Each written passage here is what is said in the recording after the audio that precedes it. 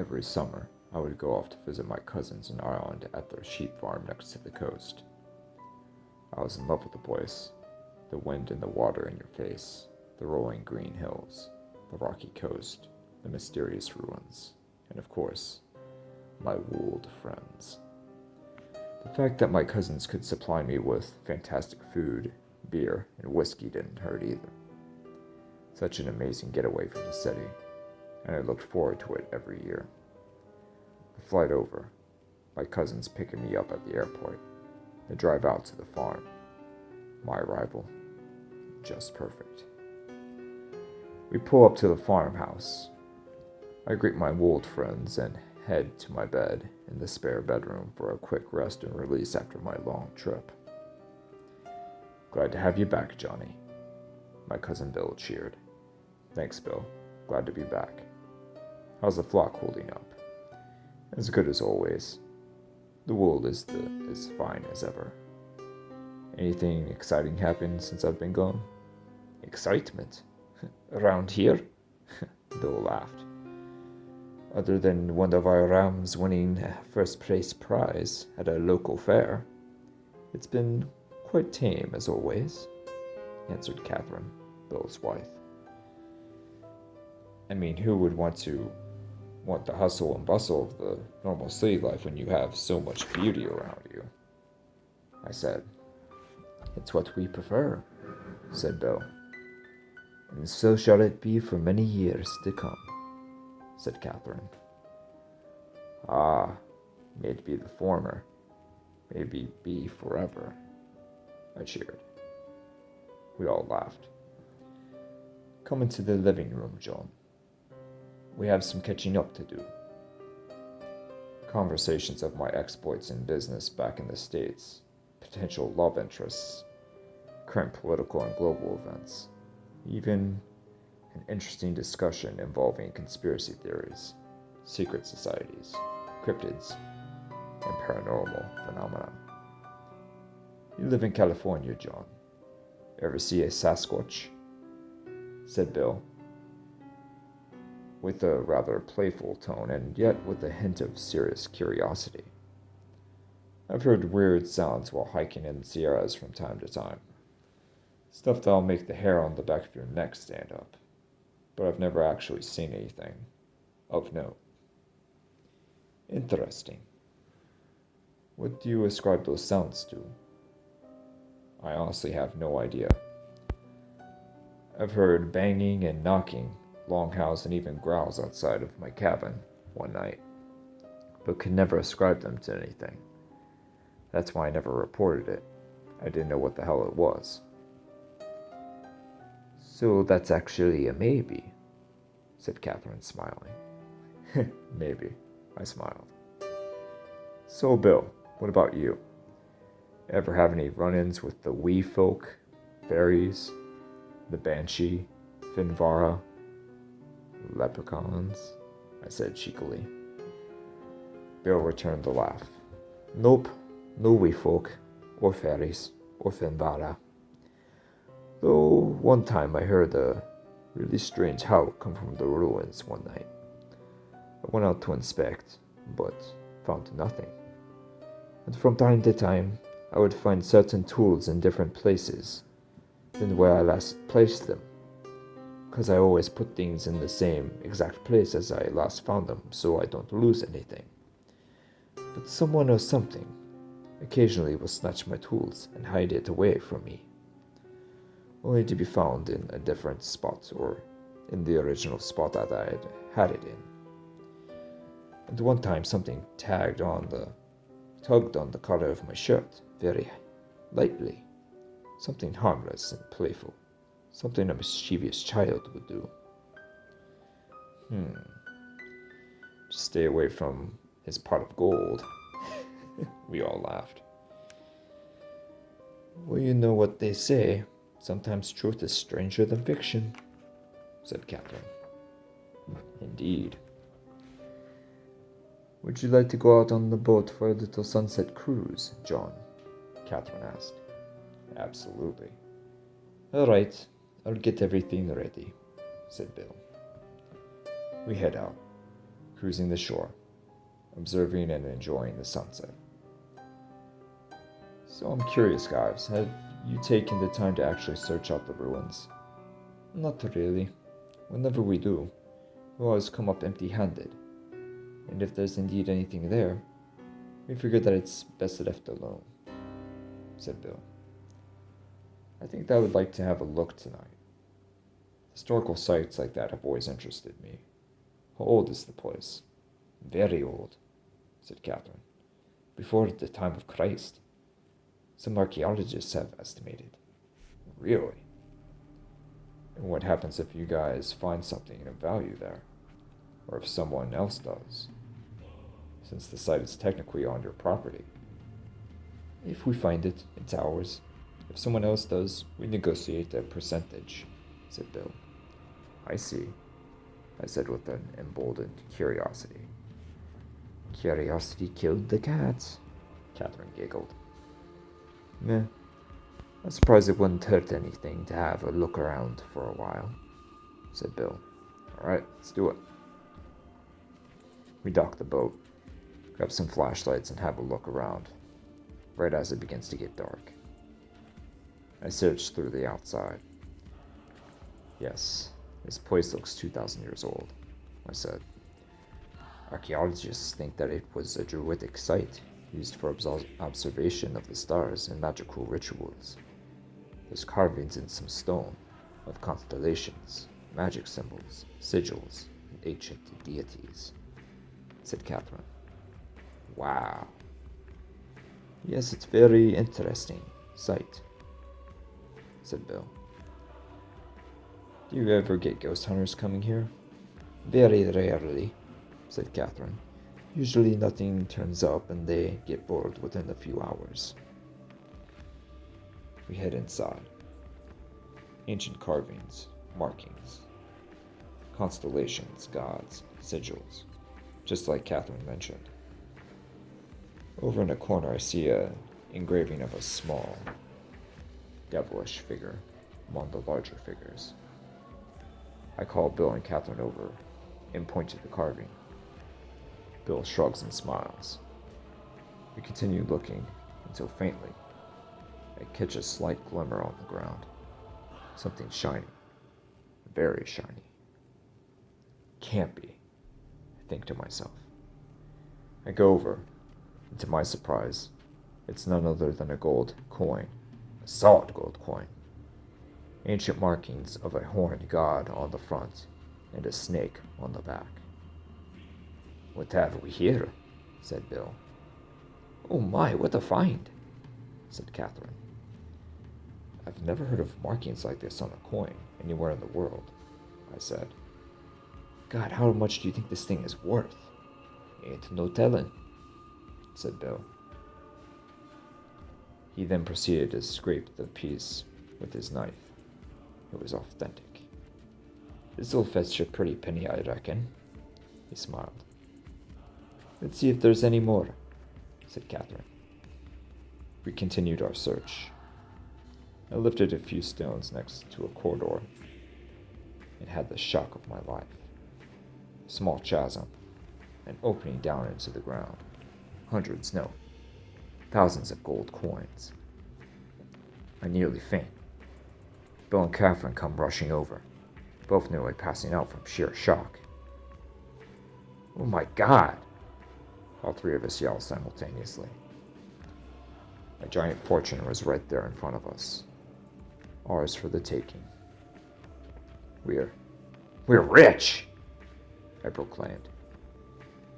Bill let out a long yahoo and began dancing around. Catherine nearly passed out. How in the... She said nearly in a stutter. We've never seen anything here before, ever. And now it just appears right before us. This is crazy, she said. We get several potato sacks to stuff with the coins. We fill 5 bags and have barely made a dent in the totality. The gold's overflowing, yelled Bill. We went back into the house and discussed what we were going to do with the coins. All the things we planned on doing with our new fortune. We were fixing to head back out when we heard a sharp shriek coming from the ruins. Bill? Catherine? I whispered. All three of us stood silent in the main room. You could hear something moving around the sheep. Bill began to sweat. Catherine began to shake. The sheep started to become restless, moving around, shrieking, baaing. Hoofsteps. Bill, sweating and shaking, reaches over for his rifle in the safe next to his chair, nearly paralyzed with fear. He can barely reach over. A loud thud against the side of the house. All three of us nearly jump out of our skin. I look over at Bill, and he looks over at me. A few moments pass, and Bill slowly and methodically gets up, goes to the front door, opens up, and takes a look outside. He goes limp, as though all the life had been sucked out of him all at once. Bill. Bill. I call out. No answer. I slowly get up, heading toward the doorway. Catherine closely behind me. Still no movement from Bill. I managed to peer my head out of the doorway. And to my shock and horror, the prized ram had been slaughtered. Throat slashed, blood against the wall of the house, completely lifeless. Catherine screams. A mischievous laugh echoes in the distance. "This a joke to you, you little bastard?" Bill thundered. Another laugh. Bill raises his rifle. "I'm going to blow you straight to hell." "Be my guest," the voice chuckled. "Where are you?" Bill then tripped and fell on his ass, triggering a short shot from the rifle. Another laugh. Then, the entire, I mean the entire flock of sheep starts levitating up over the ground. "Oh no," gasped Catherine. "Hand over the gold," said the voice. Bill just sat there with his mouth hanging open, dumbfounded. "I'll ask you one more time. Hand over me gold." "Never," whispered Bill. Very well." The sound of a giant throat slash echoes, and then showers of blood come running down from the sky, pouring down on the house and the nearby fields. Catherine screams. Bill shakes profusely, uttering gibberish and stuttering to himself, trying to formulate words. I couldn't move or speak. I was in a complete state of shock. "I want me gold. I will not ask again." "All right," I whispered. "Come again?" the voice asked. "All right, I'll give you your gold," I said. "Johnny, don't you give in to that little..." Just then, Bill disappeared, right before our eyes. "Bill!" screamed Catherine. "You're trying my patience," said the voice. "What the hell did you do to him?" I yelled. "Would you be interested in joining him? If not, I suggest that you hand over me gold." "All right," I shouted. "I'll get it for you."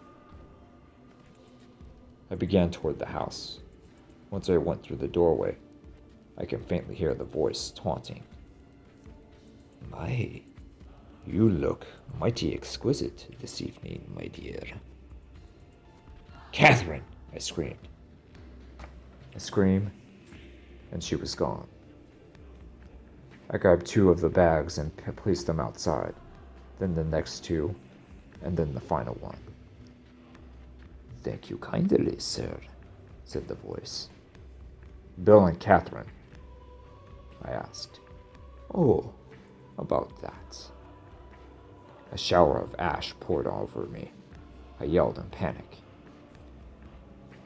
"The old boy was just too risky to be left unchecked. The lass, on the other hand." The creature laughed. I shake with anger. I take off toward the house, looking for the one thing that can put a stop to this nightmare. "Me, I'll let you try. I haven't had any fun in a while," echoed the voice. I blasted into the house, searching for it, searching for wrought iron. I go into the shed, and there it is. Bill kept some just in case. I had heard all of the myths and legends and figured I would take my chances. "Say, I'm missing one. Where is it?" said the voice. I had almost forgotten. The initial gold coin that we had found was still in my pocket. "Hand it over," the voice demanded. "And if I don't?" A wicked laugh. Suddenly I blacked out and was transported to another realm. Dark green vines, bushes, almost black. Large, ancient boulders and stones. A lot of matching markings with the ruins back in the earth realm. Then I hear a muffled screaming. I rush through the brush to find a large stone chiseled with the exact markings on the coins. The horned god and the snake. Leading to a dugout, stone chiseled lair that led underground. Torches lit on the walls, lighting the way, but still there was a slight darkness to the place. I walked for several moments. There was a large opening leading into the actual large room. Torches and gold. Tons upon tons upon tons of gold. Bars, coins, necklaces, chains. Solid gold chests filled with gold-encrusted diamonds and jewels. Gold crowns. Hundreds of millions. No, billions of dollars worth of gold. A small gold throne.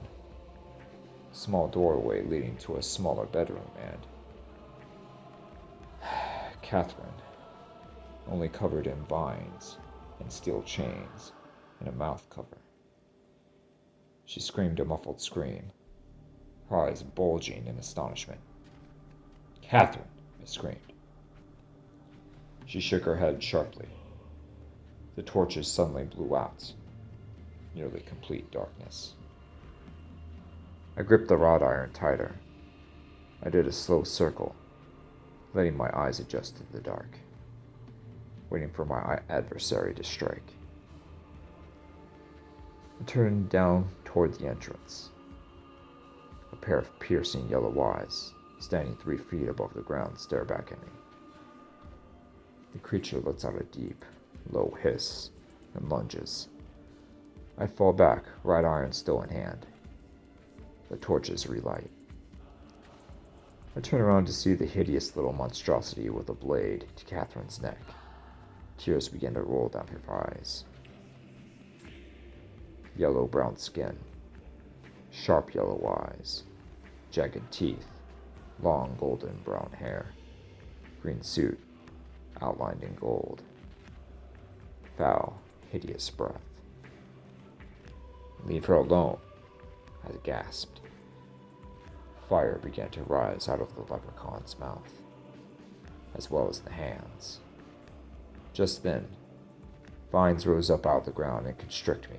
I yell. The leprechaun leans over toward Catherine's face, giving it a lick with his tongue, and down, further, toward her throat. Suddenly I remember the wrought iron. I swing in and cut through the vines, freeing myself. The leprechaun lets out a sharp breath of fire from its mouth. I deflect it with the wrought iron, directing it back toward the monstrosity. The blasphemy relents the fire and lunges toward me with the blade. I stab the bastard right through the heart. A hellish scream, and black blood begins to pour from its mouth. I remove the wrought iron bar and impale the creature through the head against the wall. Black blood oozing. I grab its blade and cut Catherine's spines. She grabs me and gives me a passionate kiss. I let out a surprised laugh and help her out of the steel chains. The lair, no, the whole realm, the whole dimension begins to collapse around us. We begin to run toward the opening. Everything goes black. Several seconds pass, and we're back to the house, the meadows, the fields, the ruins, and we turn and notice the leprechaun's treasure, its entirety, right in front of us. We both smile, embrace, and laugh. Ah, what a trip, I say.